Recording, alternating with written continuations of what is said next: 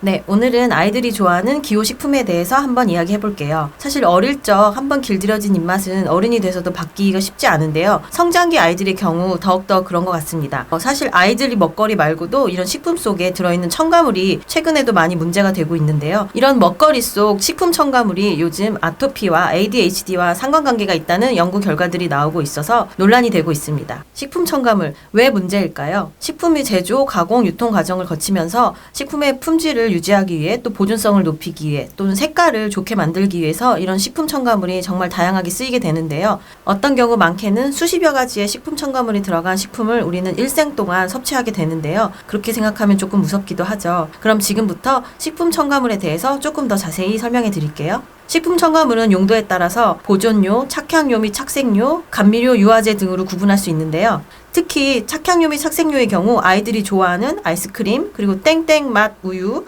껌, 초콜릿 이런 것 등에 많이 쓰이는데요. 사실 마트에 가셔서 먹거리나 제품을 구매를 하실 때 뒷면에 보시면 특히 아이들 과자 같은 경우에 원재료명이 표시가 되어 있죠. 근데 여기서 문제는 최종 제품에 남지 않은 물질 같은 경우에 이 식품 속 첨가물을 표기하지 않는 경우가 많습니다.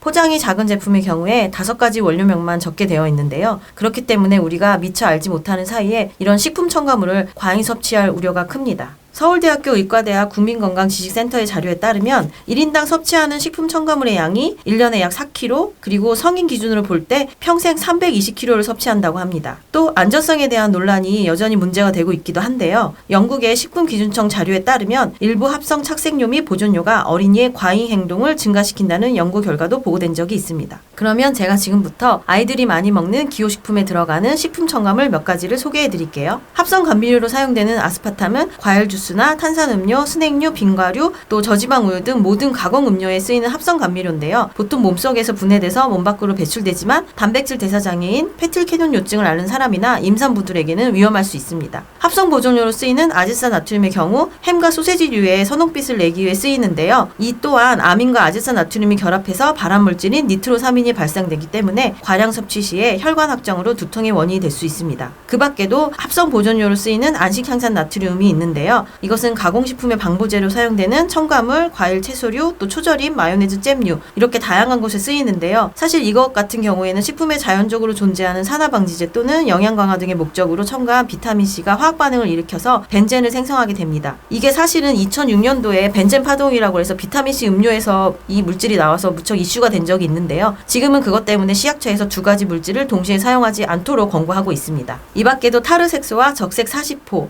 이 물질들은 석탄에서 추출한 인공 착색료로 안정성 논란이 끊이지 않는 첨가물의 하나인데요. 사실 이 물질들은 아이들의 경우 과다 섭취하면 과잉 행동을 유발하게 됩니다. 네, 그러면 아이들의 기호식품 어떻게 잘 골라야 될까요? 첫 번째, 식품 포장지의 겉면을 항상 꼭 꼼꼼하게 확인하시는 게 좋겠는데요. 아까 말씀드린 것처럼 원재료명이 5가지밖에 나오지 않기 때문에 나머지 들어간 물질들은 알 수 없겠지만 그래도 되도록이면 첨가물이 많이 들어가지 않은 제품을 고르시는 게 좋겠습니다. 그리고 두 번째, 절대 가격에 현혹되시면 안 되겠고요. 그리고 세 번째, 유기농, 그 다음에 땡땡 강화우유 이런 것들도 되도록 피하시는 게 좋겠습니다. 그리고 네 번째, 이왕이면 가공도가 낮은 제품을 선택하시는 게 좋겠는데 아무래도 식품 첨가물이 들어가지 않은 원재료 식자재를 이용하시는 게 좋겠습니다.